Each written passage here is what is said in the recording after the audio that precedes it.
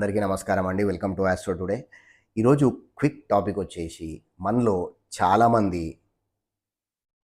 అప్పులతో బాధపడుతుంటారు. అంటే రుణ బాధలు ఎక్కువ ఉంటాయి. అదేవిధంగా రుణ బాధల వలన కొన్ని రకాల అడిక్షన్స్ అనేది రావడం జరుగుతుంది. అంటే ఆల్కహాలిజం కానీ, డ్రగ్స్‌కి అడిక్ట్ అవ్వడం కానీ, దాని నుంచి మీరు బయటపడలేకపోతుంటారు.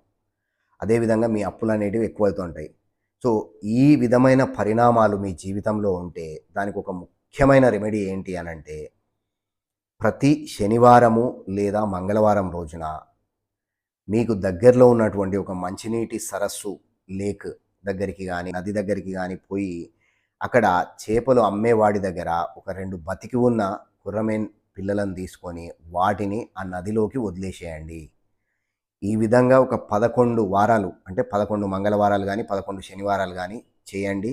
మీకు ఖచ్చితంగా మీ రుణ బాధల నుంచి విముక్తి ప్లస్ మీరు దేనికైతే అడిక్ట్ అయి ఉన్నారో దాని నుంచి విముక్తి అనేది ఖచ్చితంగా రావడం జరుగుతుంది. దీనితో పాటు రుణ బాధలు ఎక్కువ ఉన్నవాళ్ళు ప్రతిరోజు మీకు కుదిరినప్పుడైనా సరే మీ మనసులో ఓం రుణముక్తేశ్వరాయ నమః అనే మంత్రాన్ని ఒక 11 టైమ్స్ చాంట్ చేయండి.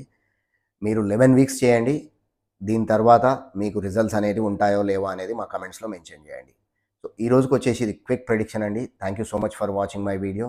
I'll see you tomorrow.